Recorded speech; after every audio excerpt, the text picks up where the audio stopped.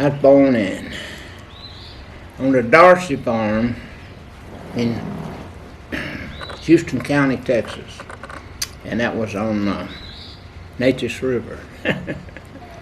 1935. It was a sharecropper farm. In other words,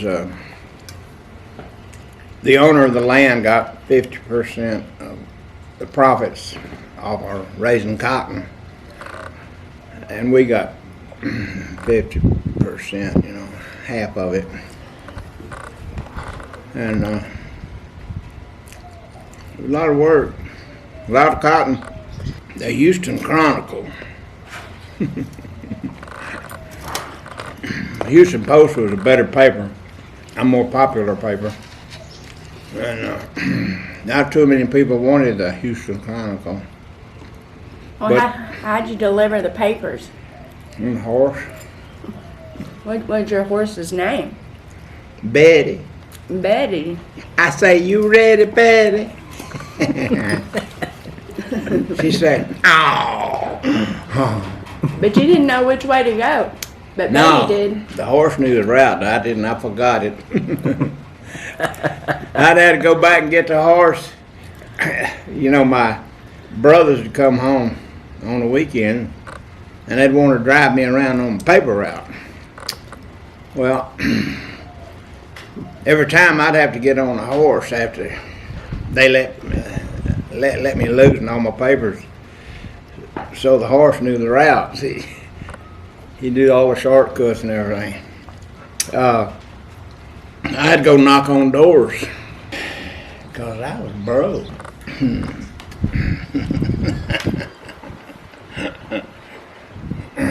Well,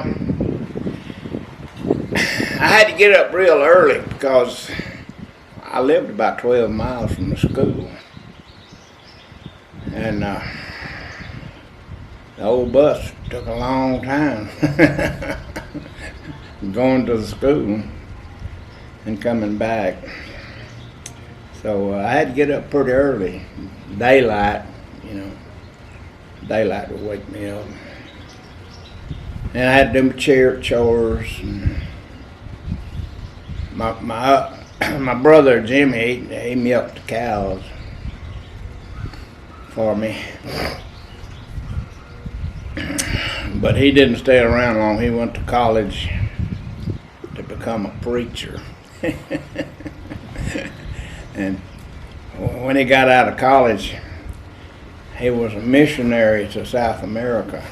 Noriega and Castro and all his buddies. He had to go down there and tell them about Jesus. She had about 5 kids she had to feed, and she needed lots of milk. And she needed that extra money to buy extra milk. You could buy a gallon for about $1. Oh, Miss Woodard. Yeah, she was she didn't look like she was old, 15 years old. She'd already been to college and got her teacher's certificate. And she was pretty. High heels and stockings, short skirts. Oh yeah. All the boys' tongue be hanging out. And that was when they had them rubber bladders, that hold about a week's worth of ink.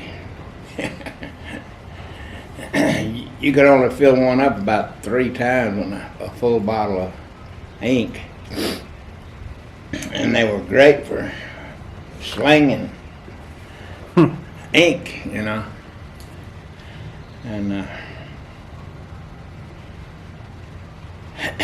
if you go back like this, see, to sling ink, a bunch of ink is gonna go back too, see, and then you throw it forward, a bunch will go forward, and I didn't realize that, and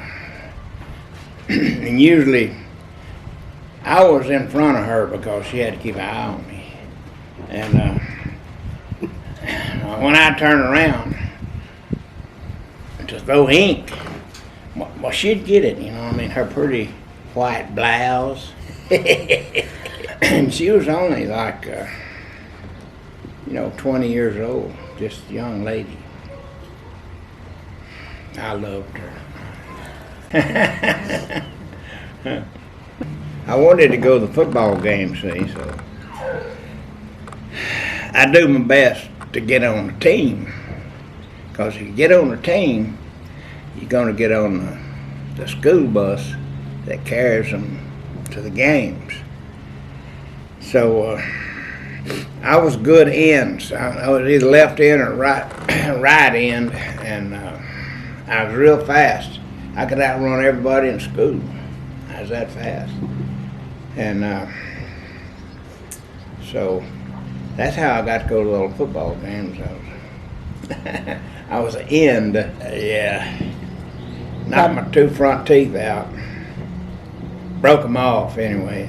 Didn't knock them all out, but it knocked them. It broke them off about the gum level. 2 front teeth. When I smiled,